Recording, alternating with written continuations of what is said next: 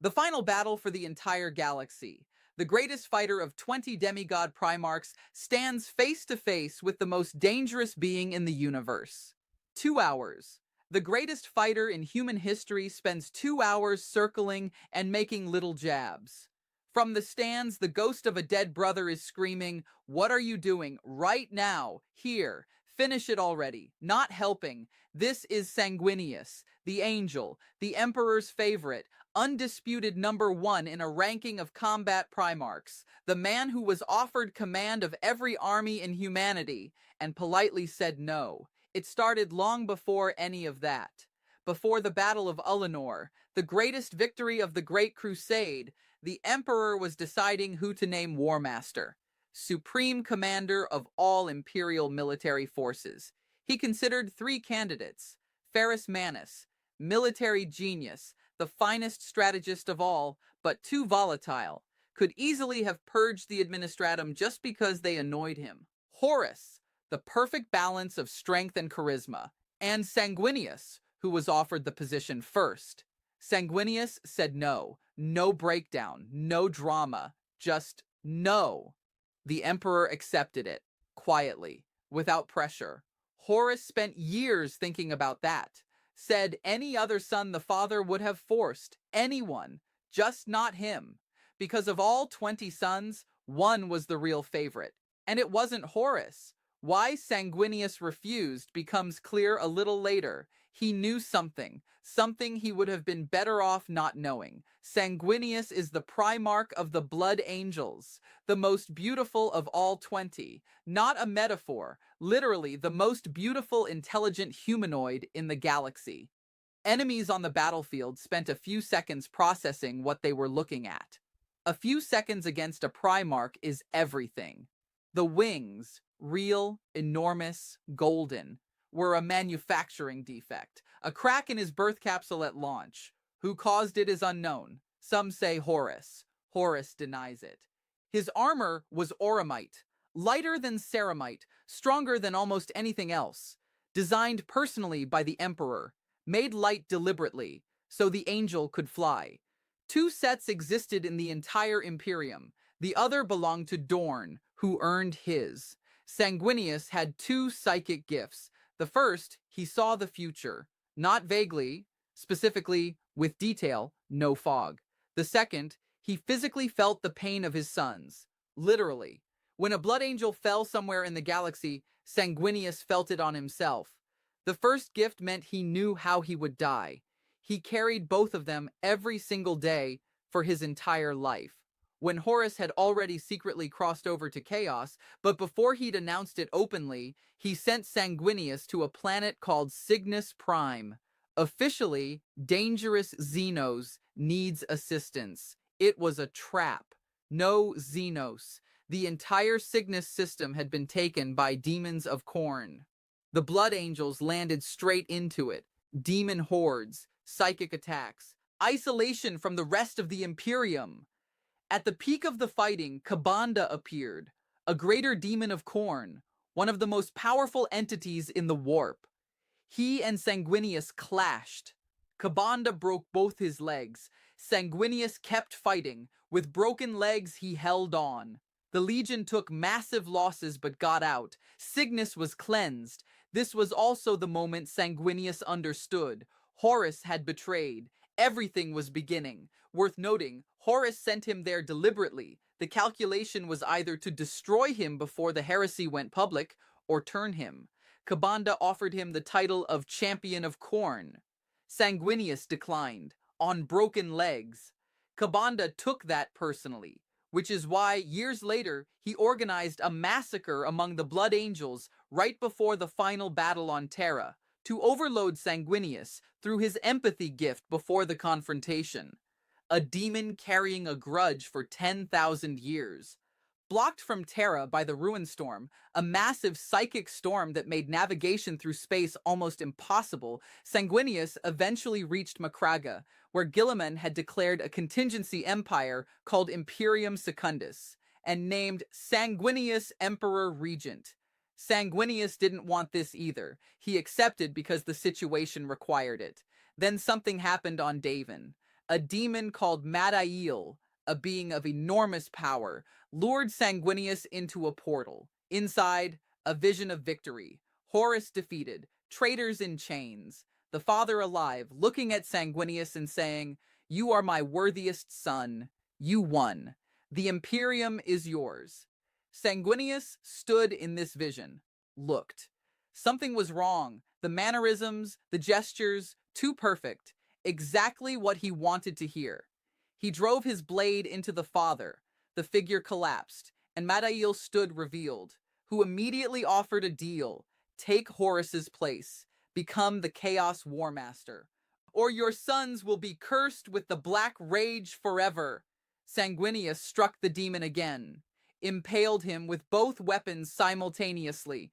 This is worth pausing on. He was shown victory, power, and a living father, and he stabbed it because something felt wrong. The man who saw his own future and kept walking toward it didn't fall for someone else's vision. Meanwhile, held in captivity in Imperium Secundus, sat Confronting Curze, the Night Haunter. Sanguinius kept him as a prisoner, partly because Curze also saw the future. Better to have that gift available.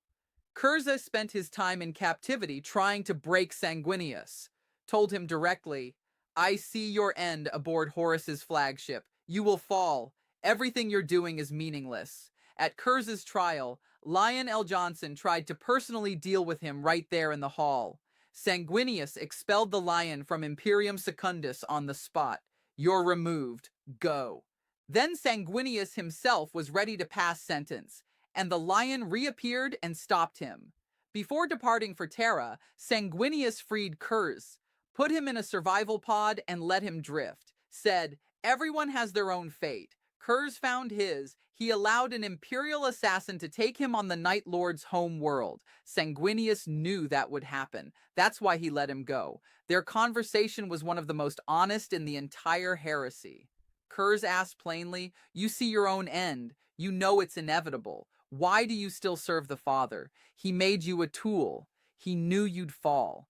He let you walk into it knowing what would happen." Sanguinius didn't argue, just said, "I believe in him." Not blind obedience, a choice. A man who saw the future and chose it anyway. Curze got in the pod, met his killer, accepted it just as quietly. There's a detail most people don't know. Sanguinius had a herald, a personal champion, unnamed. He accompanied the primarch through the entire heresy. On Davin, when Sanguinius needed to pass through a demonic portal to stop Madail, the herald stepped forward, said, "I'll go instead." Sanguinius understood this was the herald's destiny, not his. He agreed. The herald entered the portal and confronted Madail. In the moment of impact, he transformed, became a golden angel, a being of pure psychic fire. That's how the Sanguinor was born. He isn't Sanguinius, but he carries something of him. He appears in the Blood Angel's darkest moments. Almost nobody survives those battles, so almost nobody can confirm seeing him. The chapter keeps detailed records of his manifestations. Nobody knows who he was before the portal. Nobody knows what he is after. He just comes, saves people, leaves, an unnamed herald who gave himself up for his primarch, and became a legend no one remembers by name. Small detour on why Sanguinius was everyone's primary concern. Of the 20 primarchs in direct one-on-one combat, first place with no discussion goes to Sanguinius. Not Angron, not the Lion, not Horus.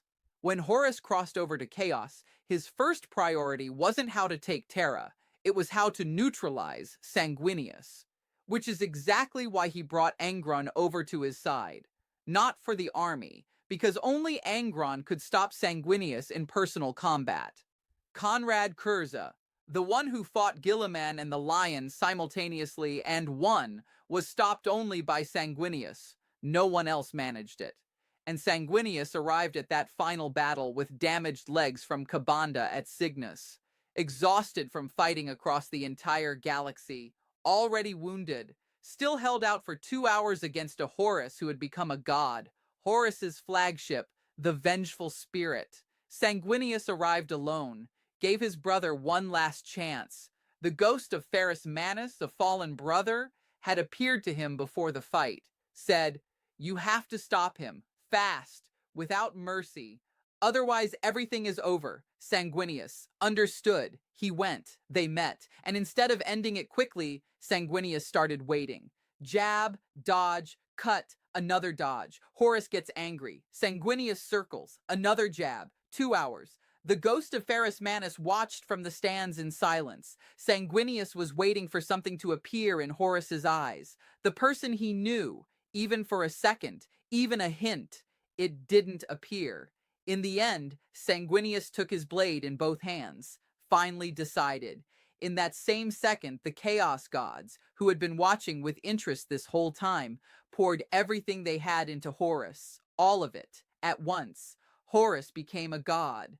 With one blow, he destroyed half of Sanguinius's face, grabbed him by the wings. Manus was no longer in the stands. Official version: Horus struck down Sanguinius, then the Emperor arrived and dealt with Horus. But there's a theory that sits uncomfortably. Why did Horus bringing down Sanguinius, his closest friend, his most beloved brother, the man he'd known his entire life, not convince the Emperor that Horus was completely gone? Why wasn't killing a Primarch enough? Because maybe it wasn't Horus who did it. According to this theory, the Emperor arrived first, saw what was happening, understood that the only way to wake something human in Horus was to destroy in front of him the person he loved most. A random guardsman falling? Horus wouldn't have blinked. Sanguinius gone at the hands of the Emperor himself. The father Horus betrayed in the name of justice. That's different. That could have been the crack, the moment of return, the forgive me. No official confirmation exists. But the official version also doesn't explain why it was specifically Sanguinius's fall that broke Horus, and not any of the thousands of other atrocities that came before it. Sanguinius didn't fully die, remember the ritual? The soul fragments he gave his sons thinking he was healing them? When he was destroyed physically, his soul didn't leave in full. It had been distributed across all the heirs, all those who carried his gene seed through thousands of years. He died and kept living simultaneously.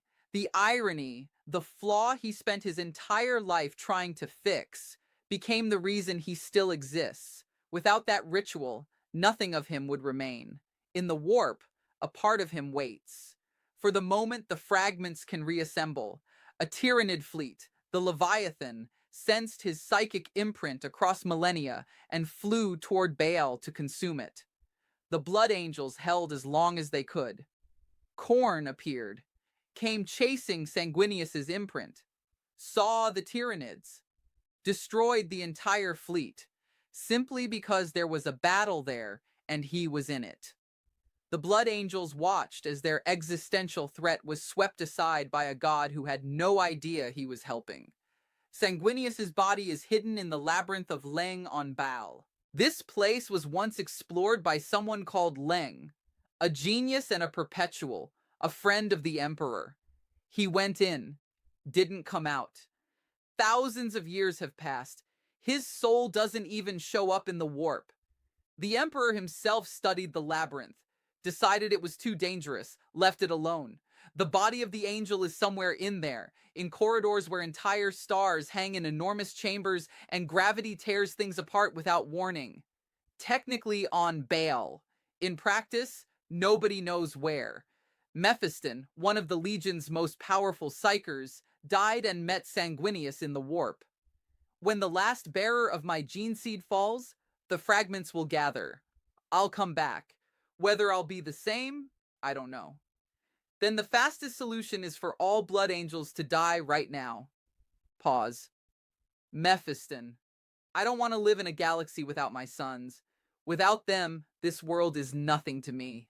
I'll find another way. And returned him to his body. 20 Primarchs. The greatest fighter in the galaxy. The Emperor's favorite. A man who was offered supreme power twice and turned it down both times. Who was shown victory, a throne, and a living father by a demon, and stabbed it without hesitation, who held against the greatest demon of Khorne on broken legs, who circled Horus for 2 hours waiting for him to come back, who handed out fragments of his soul to his children thinking he was healing them, and had no idea he was leaving himself a way back. Died, kept living, still waiting. He was punished for loving too much. Brothers, sons, father, and that love, exactly that, stopped him from doing what needed to be done in the decisive moment. But here's the thing. Every Primarch who made the right choice became a tool. Guilliman rebuilt the Imperium into a machine. Dorn built walls. Russ ran errands. Sanguinius, who made the wrong choice, became a legend. Everyone in the Imperium knows his name. They pray to him. They carry his image on their banners. His sons, 10,000 years later, still feel the moment of his final battle. Maybe what looks like weakness is exactly what makes him human. And maybe that's why they remember him, and not the others. Number 1, no discussion, and still lost, because he couldn't have done it any other way. He's out there somewhere, in the labyrinth, in the warp, in every blood angel who carries his legacy, waiting, not for power, for them.